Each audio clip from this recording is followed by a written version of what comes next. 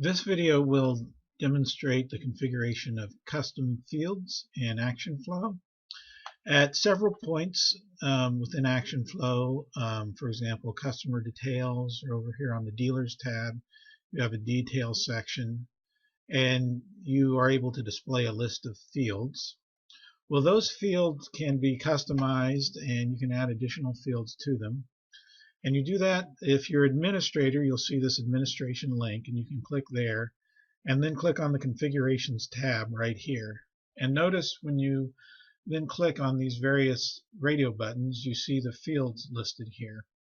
Well, let's just look at as dealers for an example, and let's say we wanted to track the region that a dealer was in.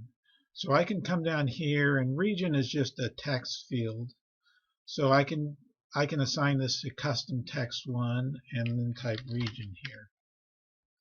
So just real quickly, we'll show that if I come back over here, we now have a region field that we can track.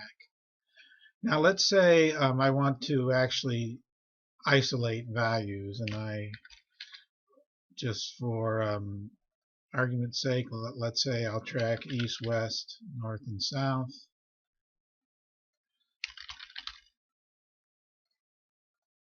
So I can actually create a drop-down list of items here for this region section.